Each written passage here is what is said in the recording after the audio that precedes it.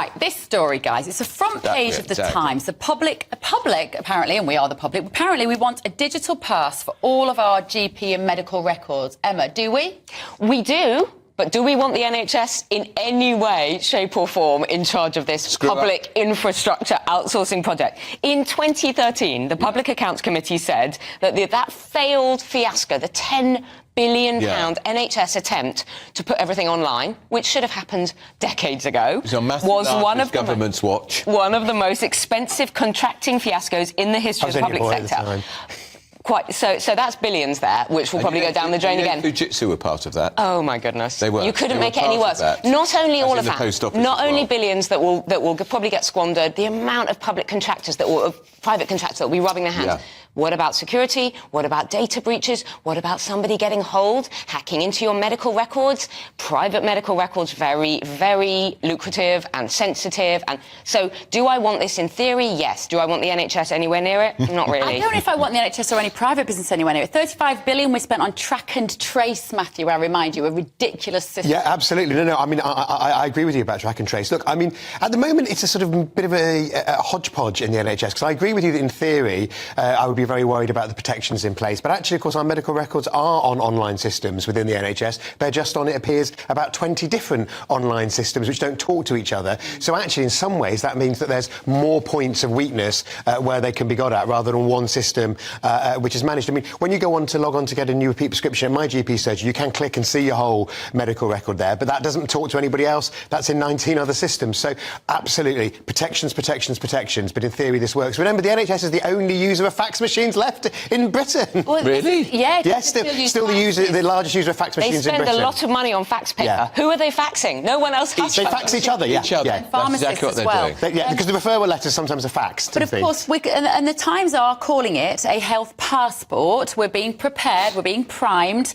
to be OK with the idea that our medical status will get us in and out of places, Emma, which is horribly reminiscent of what happened during the pandemic. That's the other concern. And this is when you lot are in, then Tony Blair is basically running the country, and he has a vested interest, and he is desperate for this sort of centralisation. That's the other concern. Are they suddenly going to start saying, oh, you haven't had your 8th, 9th, 10th booster? Sorry, it's not on your passport. You can't do this, you can't do that. Yeah. You can't go there. You're not eligible for this and the other. I'm very nervous about this. You've got to take it with you. It's online only. It was going to be on the ID card back in the... I don't want to send Bev into over the edge. I was going to say paroxysm, but I don't know if I could say it properly. I'm always on the verge of a paroxysm of despair at the moment.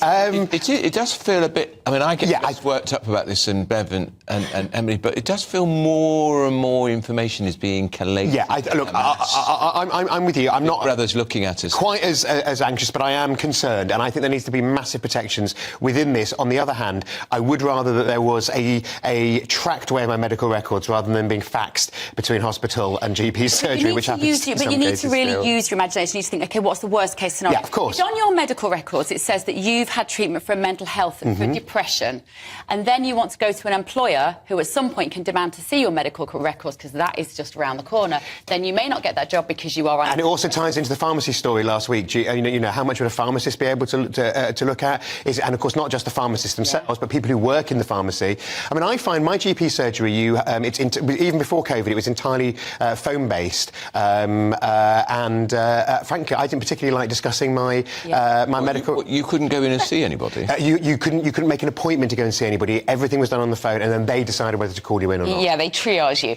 Look, but this was way before COVID. They were one of the pioneers. But even the simplest things are not working in the NHS. The other day, a couple of months ago, I think I mentioned it before, I had blood tests at UCH, the biggest London hospital. The GP couldn't access, simple blood results from the hospital that was down the road, so then they had to repeat blood. It's what is the... They can't even do that. They can't even put your blood... Well, that was what this scheme would be designed to try and get over, but as it's saying, it needs protection. The cost of all that and the inconvenience, it's just... No, this is not going to happen anytime soon. There is a way in which we can own our own information and that we have the passwords to that database. Yeah, I think you definitely would under this scheme that the Times Health Commission, they've been getting a panel of experts spending a year quizzing people, a bit like a House of Commons Select Committee, but of experts, not of MPs. I think that they think that the patient should be driving it and should be in control of it. As I say, at my GP, you can log on and they just buy this software off the thing, nice. and log on and see your records. Rare indeed if the patients do drive it, because the patients are increasingly you won't see a doctor, you will do it on the phone, it will be by email. It's not good enough. No, it's not. And it tells me I've shrunk an inch, my